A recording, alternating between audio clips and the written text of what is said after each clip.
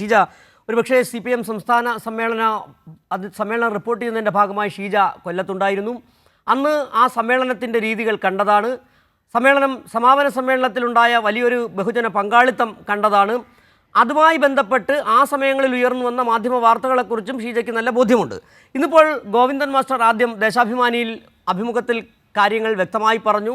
എന്താണ് VS എന്ന് പറയുന്ന നേതാവിനെ പാർട്ടി എങ്ങനെയാണ് കാണുന്നത്, VS അടക്കമുള്ള മുതിർന്ന നേതാക്കളെ ക്ഷണിതാക്കളാക്കുന്നതിൻ്റെ രീതി എങ്ങനെയാണ് എന്നുള്ള കാര്യങ്ങളൊക്കെ വിശദീകരിക്കുകയും ചെയ്തു.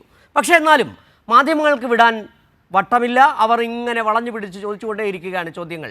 മാധ്യമങ്ങളുടെ ഹാലിളക്കം എന്ത് കണ്ടിട്ടാണെന്നുള്ളത് എല്ലാവർക്കും മനസ്സിലാകുകയും ചെയ്യുന്നുണ്ട്.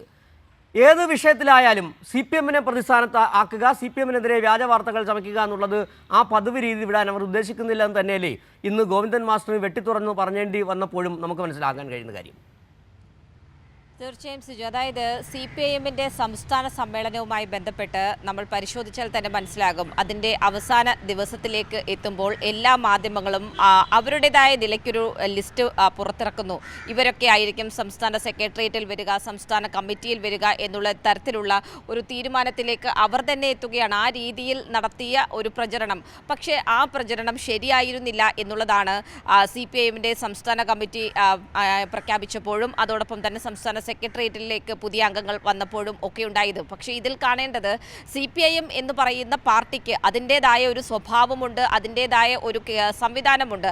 ആ രീതിയിൽ മാത്രമാണ് ആ പാർട്ടിയിലേക്ക് സംസ്ഥാന കമ്മിറ്റിയിലേക്കാണെങ്കിലും അല്ലെങ്കിൽ സെക്രട്ടേറിയറ്റിലേക്കാണെങ്കിലും പ്രത്യേക ഈ സംസ്ഥാന കമ്മിറ്റിയിലെ ക്ഷണിതാക്കളുടെ കാര്യത്തിലാണെങ്കിലും എല്ലാവരെയും തീരുമാനിക്കുന്നതും അതിൻ്റെ ആ ഒരു രീതി പ്രകാരം തന്നെയാണ്. പക്ഷേ ആ രീതിയിൽ ചെയ്യുന്ന കാര്യങ്ങൾ അത് ഈ പറയുന്നത് പോലെ മാധ്യമങ്ങൾ പറഞ്ഞ രീതിയിലല്ല എന്നുള്ളത് കൊണ്ട് തന്നെ വലിയ രീതിയിലുള്ള പ്രചരണമാണ് CPIMനെതിരെ കഴിഞ്ഞ ദിവസങ്ങളിലൊക്കെ. നമുക്കറിയാം, സംസ്ഥാന സമ്മേളനത്തിൻ്റെ ആദ്യ ദിനം മുതൽ തന്നെ മാധ്യമങ്ങൾ ആ രീതിയിലുള്ള ഒരു വിഭാഗം മാധ്യമങ്ങൾ ആ രീതിയിലുള്ള ഒരു പ്രചരണം തന്നെയാണ് നടത്തിയത്. ഏറ്റവും ഒടുവിലായി സംസ്ഥാന കമ്മിറ്റിയുടെ ക്ഷണിതാക്കളുടെ കാര്യത്തിലായി, അതായത് VS അച്യുതാനന്ദനെ പ്രത്യേക ക്ഷണിതാവ് എന്ന സ്ഥാനത്ത് നിന്നും മാറ്റിയിരിക്കുന്നു. അവിടെ VS ഇനി പ്രത്യേക ക്ഷണിതാവായി ഉണ്ടാകില്ല എന്ന തരത്തിലുള്ളൊരു വലിയ തോതിലുള്ള പ്രചരണമാണ് നടത്തിയത്. അതിനുള്ള കൃത്യമായിട്ടുള്ളൊരു മറുപടി തന്നെയാണ് ഇന്ന് പാർട്ടിയുടെ സംസ്ഥാന സെക്രട്ടേറിയറ്റിൽ MP ഗോവിന്ദൻ മാസ്റ്റർ നൽകിയത്.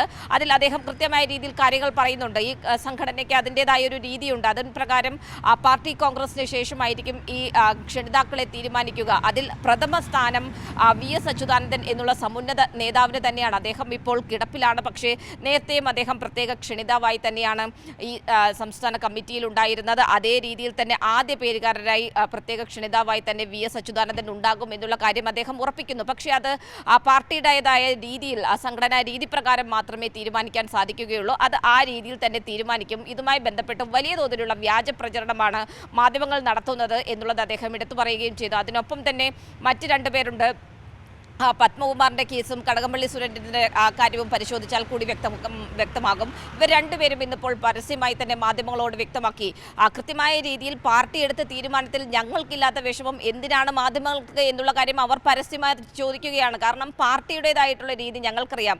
ഈ 75 വയസ്സ് കഴിഞ്ഞവരിൽ ഒഴിവാക്കുന്നവർ 75 വയസ്സ് കഴിഞ്ഞാൽ പിന്നീട് അവരെ കമ്മിറ്റിയിൽ നിന്നും ഒഴിവാക്കുകയാണ് പതിവ് രീതി എന്ന് പറയുന്നത്. ആ രീതി പ്രകാരം അവരെ ഒഴിവാക്കുന്നു. അപ്പോൾ അവർ കേന്ദ്ര കമ്മിറ്റി അംഗങ്ങൾ വരെയുണ്ട് ഈ 75 വയസ്സ് തികഞ്ഞവരിൽ. അപ്പോൾ ആ രീതിയിൽ മാറ്റുന്നത് അത് പാർട്ടിയുടെ ഒരു രീതിയാണ്. ശരി ഷീജ.